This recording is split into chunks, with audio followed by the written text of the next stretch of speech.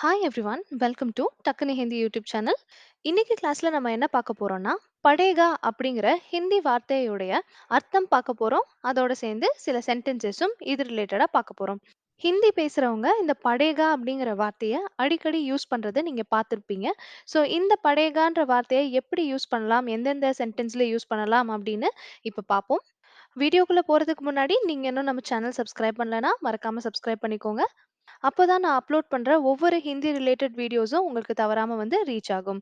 Okay, இப்போ வாங்க வீடியோக்குள்ள போலாம்.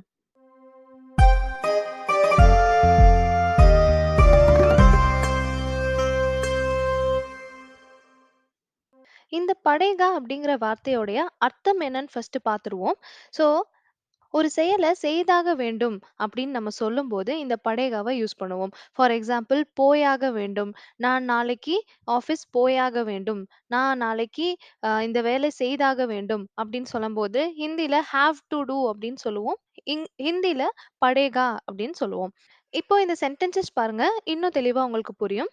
நான் போக வேண்டும், அதாவது நான் போயாக வேண்டும் அப்படின்ற மாதிரி சொல்லணும்னா, முझे जाना पड़ेगा அப்படின்னு நீங்க சொல்லணும்.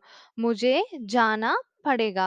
தமிழ்ல பார்த்தோம்னா, நான் அப்படிங்கிற வார்த்தை தான் வரும். ஆனா ஹிந்தில எனக்கு போயாக வேண்டும் அப்படிங்கிற மாதிரி தான் நம்ம சொல்லணும். அதனால எனக்குக்கான வார்த்தை முझे. ஸோ முझे जाना पड़ेगा அப்படின்னு சொல்லணும். ஜானானா போகிறது, படேகானா போயாக வேண்டும்னு சொல்றதுக்காக நம்ம இங்க யூஸ் பண்ணியிருக்கோம். இத இங்கிலீஷ்ல புரிஞ்சுக்கணும்னு நினைக்கிறீங்கன்னா, ஐ ஹேவ் டு கோ அப்படின்னு சொல்லுவோம் இல்லையா? ஒரு வேலைய செஞ்சாகணும். அந்த நேரத்துல முझे जाना पड़ेगा அப்படின்னு நீங்க சொல்லலாம். நெக்ஸ்ட் சென்டென்ஸ் பாருங்க. நான் இந்த வேலையை செய்ய வேண்டும். செய்தாக வேண்டும்னு கூட சொல்லலாம். ஸோ இந்த மாதிரி ஒரு கம்பல்ஷன் வரும்போது ஹிந்தில எப்படி சொல்லணும் பாருங்க. मुझे यह काम करना पड़ेगा. मुझे यह काम करना पड़ेगा. मुझेனா எனக்கு, यह काम அப்படின்னா இந்த வேலை, கர்னா படேகா அப்படின்னா செய்தாக வேண்டும். ஓகே, ஸோ கர்னா அப்படின்னா செய்வது, கர்னா படேகா அப்படின்னா செய்தாக வேண்டும், இல்ல செய்ய வேண்டும். நீங்க எப்போல்லாம் ஒரு கம்பல்ஷன்ல இருக்கீங்களோ அப்பெல்லாம் இந்த படேகான்ற வார்த்தையை நீங்க யூஸ் பண்ணிக்கலாம். நெக்ஸ்ட் சென்டென்ஸ், நீ முயற்சி செய்ய வேண்டும்.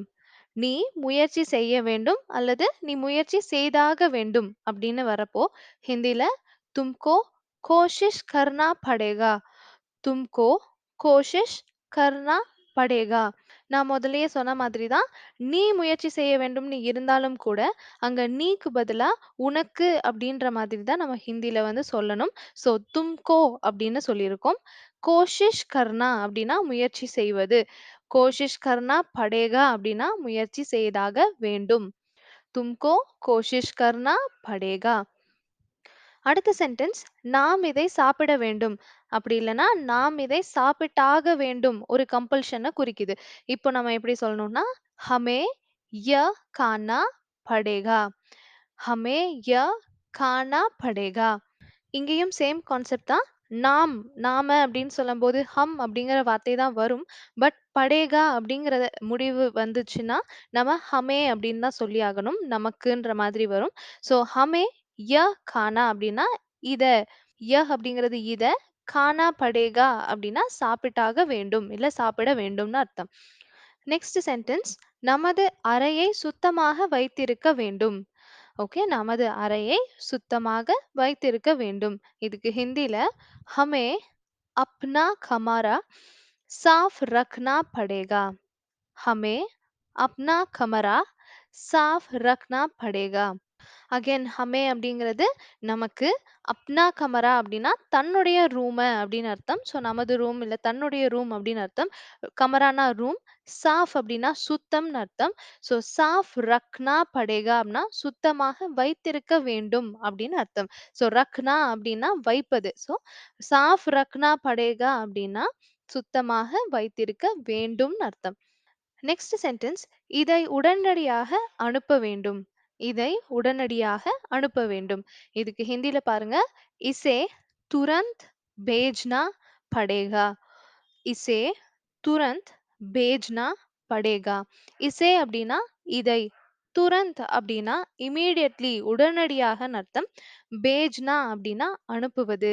பேஜ்னா படேகா அப்படின்னா அனுப்பியாக வேண்டும். இன்னொரு வாட்டி இந்த சென்டென்ஸ் பாருங்க. இசே துரந்த் பேஜ்னா படேகா.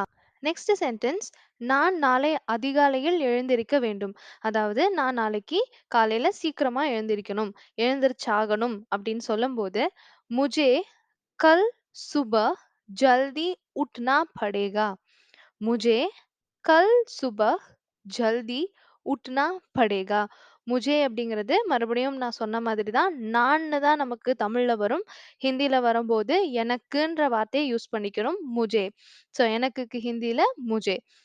படேகா வரும்போது மட்டும் இந்த ஒரு கான்செப்ட்ட நம்ம ஃபாலோ பண்ணிக்கணும். நான்னு சொல்லாம படேகா வந்துச்சு அப்டின்னா, முझे அப்படின்னு சொல்லணும். நான்னா மே அப்படிங்கிற வார்த்தை வரும். பட் எனக்கு அப்படிங்கிறப்போ முझे வரும். நம்ம இந்த படேகா வரனால முझेவ தான் யூஸ் பண்ணணும். முझे கல் அப்படிங்கிறது நாளை. சுபஹ் அப்படிங்கிறது காலையில். ஜல்தி அப்படின்னா வேகமா, சீக்கிரமா அப்படின்னு அர்த்தம். உட்னா படேகா அப்படின்னா எழுந்திரிக்க வேண்டும், எழுந்தாக வேண்டும் அப்படின்னு அர்த்தம். मुझे कल सुबह जल्दी उठना पड़ेगा. நெக்ஸ்ட் சென்டென்ஸ் நீங்க நாளைக்கு ஆஃபீஸ் போயாக வேண்டும்னு சொல்லுவோம் இல்லையா? நீங்க நாளைக்கு ஆஃபீஸ் போயே ஆகணும் அப்படின்னு சொல்லும்போது, आपको कल दफ्तर जाना पड़ेगा. आपको कल दफ्तर जाना पड़ेगा.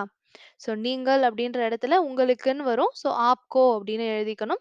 கல் அப்படின்னா நாளை, தஃப்தர் அப்படிங்கிறது ஆஃபீஸ், அலுவலகம் அப்படின்னு சொல்றத தஃப்தர்ன்னு சொல்லுவோம் ஹிந்தில.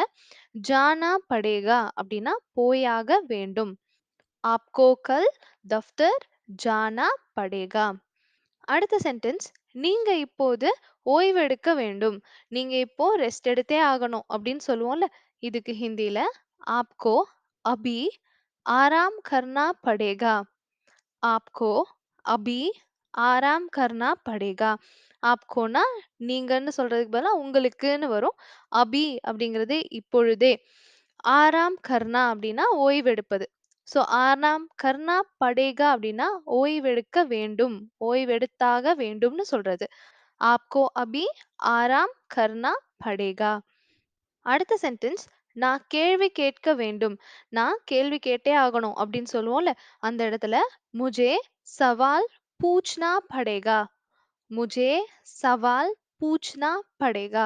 சவால் அப்படிங்கிற வார்த்தை கேள்வின்னு அர்த்தம். சவால் அப்படின்னா கேள்வி. பூச்னா படேகா அப்படின்னா கேட்டாக வேண்டும். பூச் அப்படிங்கிறது கேட்பது. ஸோ பூச்னா படேகா அப்படின்னா கேட்டாக வேண்டும்னு சொல்றோம். நான் கேள்வி கேட்டாக வேண்டும் அப்படின்னா முझे सवाल पूछना पड़ेगा. நெக்ஸ்ட் சென்டென்ஸ் அவள் இன்று சமைக்க வேண்டும். அவ இன்னைக்கு சமைச்சாகணும் அப்படின்னு சொல்லும்போது உசே ஆஜ் खाना बनाना पड़ेगा. உசே ஆஜ் खाना बनाना पड़ेगा. உசே அப்படின்றது அவள் அப்படின்றத அவளுக்குன்னு சொல்ற மாதிரி வரும். ஆஜ் அப்படிங்கிறது இன்று, கானாங்கிறது சாப்பாடு, பனானா படேகா அப்படின்னா சமைத்தாக வேண்டும். பனானானா செய்வது. ஸோ செய்வது, சமைக்கிறது 2க்குமே வந்து பனானா சொல்லுவோம். பனானா படேகான்னா சமைச்சாக வேண்டும், இல்லைன்னா செய்தாக வேண்டும்.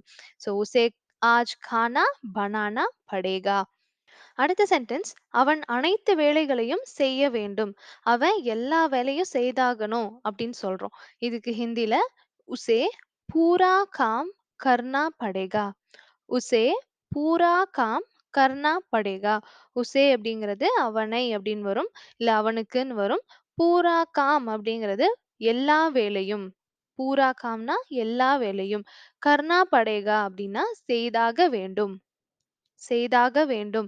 உசே பூரா காம் கர்னா படேகா. அவன் எல்லா வேலையும் செஞ்சாகணும். அடுத்த சென்டென்ஸ் நான் அவனுக்கு 2000 ரூபாய் கொடுக்க வேண்டும். நான் அவனுக்கு 2000 ரூபாய் கொடுத்தாகணும் அப்படின்னு சொல்றோம். இதுக்கு ஹிந்தில मुझे उसे 2000 रुपये देने पड़ेगा. मुझे उसे 2000 रुपये देने पड़ेगा. मुझे அப்படிங்கிறது எனக்கு. உசே அப்படிங்கிறது அவனுக்கு. ஸோ நான் அவனுக்குன்னு தான் தமிழ்ல வரும். பட் ஹிந்திய பொறுத்தவரையிலும் இந்த படேகா வரும்போது நான் முझेவா மாறும். ஓகே. ஸோ உசே அப்படிங்கிறது அவனுக்கு 2000 रुपये அப்படின்னா 2000 ரூபாய். 2000 रुपये 2000 ரூபாய். ஹஸார்னாக்க 1000, ருபயே அப்படின்னா காசு, ரூபாய் அப்படின்னு அர்த்தம். தேனே படேகா அப்படின்னா கொடுத்தாக வேண்டும். தே அப்படின்னா கொடுப்பது. தேனே படேகா அப்படின்னா கொடுத்தாக வேண்டும். இன்னொரு முறை பாருங்க. முझे उसे 2000 रुपए देने पड़ेगा. அடுத்த சென்டென்ஸ் அவன் பூட்டை உடைத்தாக வேண்டும். ஓகே. அவன் பூட்டை உடைத்தாக வேண்டும். ஸோ வீடு வந்து பூட்டியாச்சு. ஸோ உள்ள போறதுக்கு சாவி தொலைஞ்சு போச்சுன்னா, பூட்டு உடைச்சே ஆகணும்னு சொல்லுவோம் இல்லையா? அந்த மாதிரி நேரத்துல உசே தாலா தோடனா படேகா. உசே தாலா தோடனா படேகா. தாலான்னா பூட்டு. தோடு அப்படின்றது உடைப்பது. தோட்னா படேகா அப்படின்னா உடைத்தாக வேண்டும். உசே தாலா தோட்னா படேகா. அவன் பூட்டை உடைத்தாக வேண்டும். நெக்ஸ்ட் சென்டென்ஸ் நான் ஏதாவது செய்ய வேண்டும். அதாவது நான் ஏதாவது செஞ்சாகணும் அப்படின்னு சொல்லும்போது முझे कुछ करना पड़ेगा. मुझे कुछ करना पड़ेगा. குச் அப்படிங்கிறது கொஞ்சம் அப்படிங்கிற வார்த்தைக்கான அர்த்தமும் வரும். ஏதாவதுன்னு சொல்றதுக்கான அர்த்தமும் வரும். ஸோ ஏதாவது செய்யணும் அப்படின்னு சொல்லும்போது குச் கர்னா படேகா அப்படின்னு சொல்லலாம். ஸோ குச்னா கொஞ்சம் மட்டும் இல்ல, ஏதாவது அப்படிங்கிறதுக்கும் குச் தான். நெக்ஸ்ட் சென்டென்ஸ் நான் 6 மணி வரைக்கும் ஆஃபீஸ்ல இருக்கணும் அப்படின்னு சொல்றோம். ஸோ நான் இன்னைக்கு 6 மணி வரைக்கும் ஆஃபீஸ்ல இருந்தாகணும் அப்படின்னு சொல்றோம். இதுக்கு ஹிந்தில मुझे 6 बजे तक दफ्तर में ही रहना पड़ेगा. मुझे 6 बजे तक दफ्तर में ही रहना पड़ेगा. இப்போ 6 பஜே அப்படிங்கிறது 6 மணி. ஓகே. 6 என்ன சொல்லலாம்? 6 பஜே. தக் அப்படின்னா வரைன்னு அர்த்தம். நம்ம தமிழ்ல 6 மணி வரை அப்படின்னு சொல்றோம். அத ஹிந்தில 6 பஜே தக் அப்படின்னு சொல்லுவாங்க. தக்னா வரைக்கும்னு அர்த்தம். தஃப்தர் மே அப்படின்னா ஆஃபீஸ்ல. ஆஃபீஸ்ல. தஃப்தர் மே ஹி அப்படின்னா ஆஃபீஸ்ல தான், ஆஃபீஸ்லயே அப்படின்னு அர்த்தம். ஸோ ஆஃபீஸ்லயே ரஹ்னா படேகா அப்படின்னா இருந்தாக வேண்டும். ரஹ்னா படேகானா இருந்தாக வேண்டும். இப்போ உங்களுக்கு புரிஞ்சிருக்கும்னு நினைக்கிறேன். ஸோ இன்னொரு வாட்டி பாருங்க. मुझे 6 बजे तक दफ्तर में ही रहना पड़ेगा. அடுத்த சென்டென்ஸ் கொஞ்சம் டிஃப்ரெண்ட்டா இருக்கும். அவர் ஒரு நல்ல மனிதர் என்பதை ஒப்புக்கொள்ள வேண்டும். அவர் ஒரு நல்ல மனுஷன் அப்படிங்கிறத நம்ம ஒத்துட்டே ஆகணும் அப்படின்னு சொல்லுவோம் இல்லையா? இதுக்கு ஹிந்தில மாनना पड़ेगा वह एक अच्छा इंसान है. அதாவது தமிழ் மாதிரி அதே கோர்வையில வராம வேற மாதிரி வரும்.